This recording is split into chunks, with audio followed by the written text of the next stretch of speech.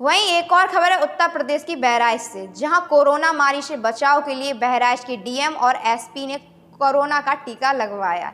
जहां हमारे संवाददाता शिवम मिश्रा ने मेडिकल कॉलेज के भीतर टीकाकरण दूर से जाकर देखा तो वहां पर कोरोना के टीके की प्रक्रिया चल रही थी, जहां पर बहराइच के डीएम और एसपी महोदय ने कोरोना का टीका लगवाया।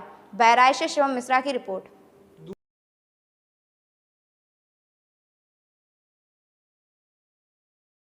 जी जी जी, माननीय मुख्यमंत्री जी, माननीय प्रधानमंत्री जी के नेतृत्व में जिला प्रशासन ने कोविड कंट्रोल करने के लिए नागरिकों के सहयोग से अच्छा काम किया। उसके पश्चात टीकाकरण का सत्र प्रारंभ हुआ, जिसमें सरकार के निर्देश के क्रम में प्राथमिकता से हेल्थ वर्कर, उसके बाद फील्ड जो फ्रंट लाइन वर्कर हैं उनको टीकाकरण दिया गया। मैंने भी टीका लिया था, आज से 28 दिन पहले पहला डोज लिया था, आज सेकेंड डोज लिया हूँ। और इस संबंध में मैं कहना चाहता हूँ कि जो तमाम तरह की एक अफवाहें प्रसारित हो रही थी कि टीका प्रभावी नहीं है या तरह तरह की बातें हो रही थी, तो मैं इस चीज़ को दावे के साथ कह सकता हूं, चूंकि अब टीकाकरण मेरा पूरा हो गया है तो किसी तरह की कोई परेशानी नहीं है, सेफ है और बहुत ही प्रभावी है। और हर नागरिक से मैं अपील करूंगा कि सरकार के जो भी निर्देश हैं उस क्रम में जो भी पात्र व्यक्ति है वो सत्रों पे आकर आराम से टीकाकरण करावे।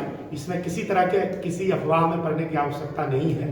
और साथ ही साथ जैसा कि सरकार ने अभी भी अपील किया है कि टीकाकरण के बाद भी जो कोविड के सावधानियां हैं उसको जरूर बनाए रखें। सोशल डिस्टेंसिंग का पालन किया जाए, मास्क लगाए जाए, सैनिटाइजर का प्रयोग लगातार बना रहे, ताकि किसी भी तरीके से हम कोरोना की चपेट में ना आवे और ये जो कोरोना की लड़ाई है उसमें पूरी तरीके से हम जीत हासिल कर सके, ऐसा चीज़ है।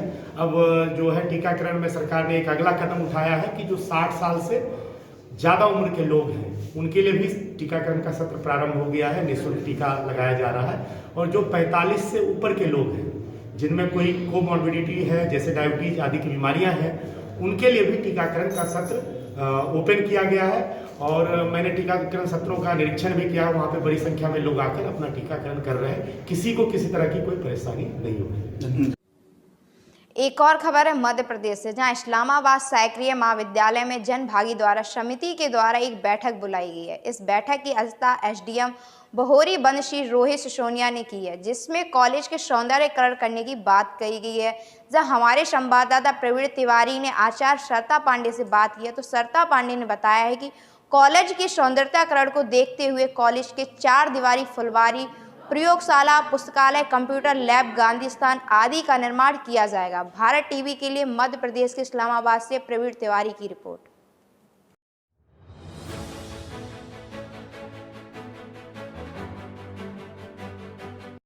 मैडम, जो ये जन भागीदारी समिति का आज जो मीटिंग रखा गया था, इसके बारे में बताइए। आज जन भागीदारी समिति की मीटिंग अनुविभागीय अधिकारी महोदय की अध्यक्षता में हुई और उसमें कॉलेज के विकास संबंधी बहुत सारे मुद्दे रखे गए हैं।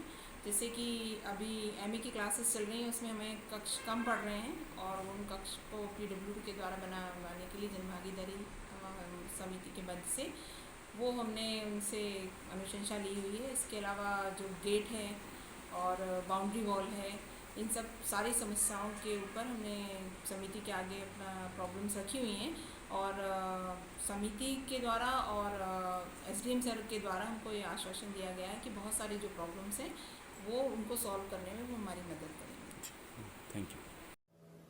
वहीं एक और खबर है मध्य प्रदेश से, जहां लोकायुक्त विभाग द्वारा प्रभावी सहकारी सोसाइटी प्रबंधक के घर पर छापा मारा गया। अवैध सामान को किया गया जब आपको बता दें, मौके पर मौजूद अधिकारियों ने बताया है कि सुबह 6 बजे लोकायुक्त विभाग द्वारा आगर मालवा जिले के नलखेड़ा में सोसाइटी के शाखा प्रभावी रमेश चंद के घर छापा मारा गया, जिसमें आय से अधिक करोड़ों की संपत्ति को जब्त किया गया, जिसमें 30 बीघा जमीन, 45 लाख रुपए, 2 मंजिल आलीशान मकान, एक 4 पहिया वाहन के साथ कई सोने जेवराती के आभूषण भी जब्त किए गए। भारत टीवी के लिए मध्य प्रदेश के आगर जिले से धीरज हांडा की रिपोर्ट। रमेश चंद जायसवाल हैं, कृषि सहकारी संस्था ग्राम दमदम में प्रभारी प्रबंधक के पद पर पदस्थ हैं। इनके विरुद्ध लोकायुक्त उज्जैन में करीब 2 माह पूर्व एक शिकायती आवेदन पत्र प्राप्त हुआ था, जिसमें बताया गया था कि इन्होंने आय से कहीं अधिक संपत्ति अर्जित करके रखी हुई है। तो इसका हमने सत्यापन किया। सत्यापन पर भी इस बात के प्रमाण मिले कि इनके यहाँ आय से अधिक संपत्ति है। इस कार्रवाई के तहत आज इनके यहाँ छापे की कार्रवाई की गई है। छापे के और जांच के दौरान इनके यहाँ कुल 30 बीघा कृषि भूमि पाई गई है। इसके अलावा इनका ग्राम दमदम में एक 2 मंजिला आलीशान मकान है, जिसमें सारी सुविधाएं उपलब्ध है। इसके नलखेड़ा में एक 2 मंजिला मकान है। ग्राम दमदम में एक निर्माणाधीन फार्म हाउस मिला है। एक 4 पहिया वाहन बलेनो गाड़ी मिली है। एक ट्रैक्टर है। 3 2 पहिया वाहन है। इसके अलावा तलाशी के दौरान अभी इनके यहाँ लगभग 1.5 लाख रुपए कैश, 80 ग्राम सोना जो इनके घर पे मिला है, 1.25 किलो चांदी और एक लॉकर होने की सूचना प्राप्त हुई है इनकी सहकारी बैंक नलखेड़ा में। उस लॉकर को अभी ऑपरेट किया जाएगा।